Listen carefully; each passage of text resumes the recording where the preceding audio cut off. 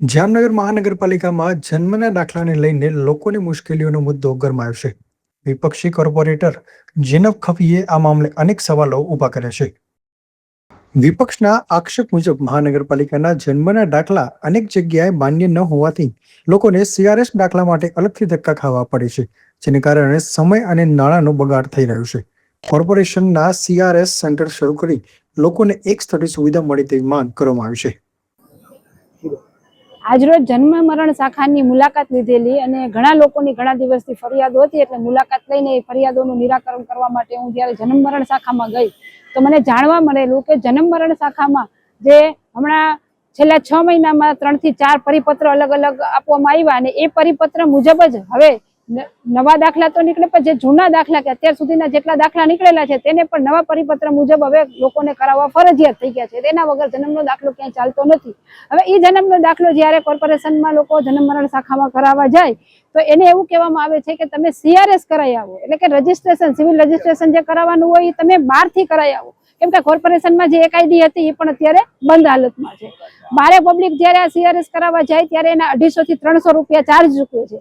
એ 250 થી 300 રૂપિયામાં લોકો જ્યારે પોતે બાર સીઆરએસ કરાવી આવે એના પછી પણ જ્યારે ઇન્વેટ કરાવવા આવે ત્યારે એમ કહેવામાં આવે છે કે હવે આ દાખલો તમને 20 દિવસે મળશે. અત્યારે અમારી હાજરીમાં તમે હાજર હતા ને એવું કહેવામાં આવ્યું કે 20 દિવસ પછી આ દાખલો નીકળશે.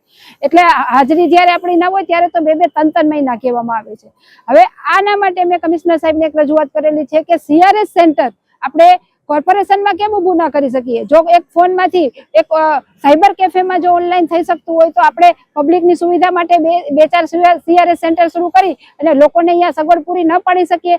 એના માટે ખાસ દેખાડવા કે પબ્લિક ના પૈસે જ્યારે અત્યારે આપણે આ જોયું કે આ સેવા સેતુ શરૂ કરેલું છે, આ સેવા સેતુ માત્ર ને માત્ર દર વખતે નિંદક જ કરેલું હોય છે, માત્ર ને માત્ર લોકોના પૈસાનો બગાડ કરેલો હોય છે. કેટલા સેન્ટરો અત્યારે આપણે જોયા કે જે બંધ હાલતમાં છે, કેટલા સેન્ટરો ઉપર માત્ર ને માત્ર માહિતી આપવામાં આવે છે, કેટલા સેન્ટરમાં ખાલી પેમ્પલેટ આપવામાં આવે છે. તો આવા સેવા સેતુની શું જરૂરિયાત છે? અહીંયા 2 થી 3 સેન્ટર એવા છે કે જે કાર્યરત છે, એમાં પણ એ કાર્યરત છે તો એની પોતાની જે ઓફિસ છે, જાણે કે આવકનો દાખલો અહીંયા નીકળે છે તો અત્યારે આવકનો દાખલો ત્યાં જે સિવિક સેન્ટર છે ત્યાં બંધ છે.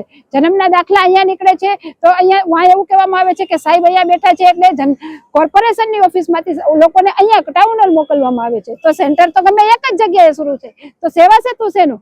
સેવા સેતુ કરવા માટે આટલો ખર્ચ કરી શકીએ છીએ પણ સીઆરએસ ના સેન્ટર અહીંયા આપણે કોર્પોરેશનમાં શરૂ નથી કરી શકતા, તો લોકો માટે સગવડની પણ અગવડ ઊભી કરીએ છીએ. મારો પ્રશ્ન માત્ર ને માત્ર એટલો છે કે લોકોના પૈસાના ધુવાણા કરી અત્યારે અહીંયા જન્મનો દાખલો કાઢી દેવામાં આવે છે. જે જન્મનો દાખલો કોઈ પણ જગ્યાએ ચાલશે નહીં એના મોઢાથી કહે છે, તો પછી જન્મના દાખલાના 70 રૂપિયા લે છે. એ 70 રૂપિયા લીધા પછી સીઆરએસ કરાવો 250 રૂપિયા, ફરી વખત દાખલો કઢાવો એક કોપીના ફરી વખત 70 રૂપિયા. તો આ લોકોને માત્ર ને માત્ર લૂંટવાના ધંધા કોર્પોરેશને અત્યારે જામનગર મહાનગરપાલિકાએ ચાલુ કર્યા છે, જે બંધ કરવા જોઈએ અને લોકોને સુવિધા થાય. 5000 અરજીઓ જે પેન્ડિંગ છે અને લોકો જે અત્યારે રોજબરોજ આખો દિવસ લાઈનોમાં ઉભા રહીને હેરાન પરેશાન થાય છે એ ના થાય એના માટે કોર્પોરેશનમાં જ 2 સીઆરએસ સેન્ટર શરૂ કરી અને 4 થી 5 ઓપરેટરોને બેસાડીને લોકોને જે આગળ પડે છે તેનું નિરાકરણ કરવામાં આવે એવી મેં એક રજૂઆત કરેલી.